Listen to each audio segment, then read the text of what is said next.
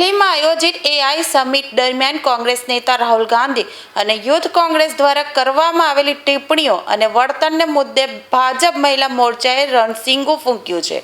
આજે સુરતના અઠવાલાઇન્સ વિસ્તારમાં પ્રદેશ ભાજપ મહિલા મોરચા દ્વારા ઉગ્ર ધરણા પ્રદર્શન યોજવામાં આવ્યું હતું।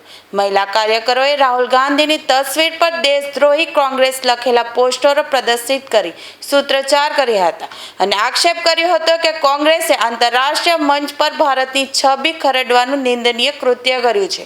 અઠવાલાઇન્સ ખાતેના ધરણા કાર્યક્રમમાં પોલીસના ચુસ્ત બંદોબસ્ત વચ્ચે મહિલાઓએ કલાકો સુધી વિરોધ પ્રદર્શન ચાલુ રાખ્યું હતું। કાર્યકરોએ ચેતવણી આપી છે કે જો રાહુલ ગાંધી અને કોંગ્રેસ પોતાની માનસિકતા નહીં બદલે તો આગામી દિવસોમાં સમગ્ર રાજ્યમાં આંદોલનને વધુ ઉગ્ર બનાવવામાં આવશે। ભાજપ મહિલા મોરચાએ સ્પષ્ટ કહ્યું છે કે દેશની છબી ખરડનારા કોઈ પણ તત્વ સામે તેઓ કટિબંધ સાથે લડત ચાલુ રાખશે।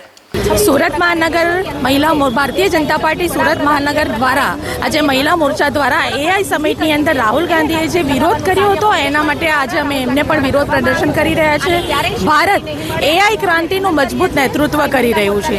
विश्व फलक उपर ज्यारे नवीनता अने टेक्नोलॉजीमां भारत अडीखम आगळ वधी रह्युं होय त्यारे आपणने सौने एनो गर्व होवो जोईए, परंतु आ ऐतिहासिक अवसरने कोंग्रेस पार्टी द्वारा एक राजकीय रंग આપવામાં આવી રહ્યું છે। આ ઘટના ખૂબ જ ઘૃણાસ્પદ ઘટના છે। આદરણીય પ્રધાનમંત્રી શ્રી નરેન્દ્ર મોદીજીના નેતૃત્વમાં ભારત એઆઈ ટેકનોલોજીના માધ્યમથી વિશ્વ ફલક ઉપર 360 ડિગ્રી ઉપર આ સતત આગળ વધી રહ્યું હોય ત્યારે આ સમીપના સાક્ષી બનવાનો જે ગર્વ મળ્યું છે એ બદલ भी प्रधानमंत्री નો આભાર।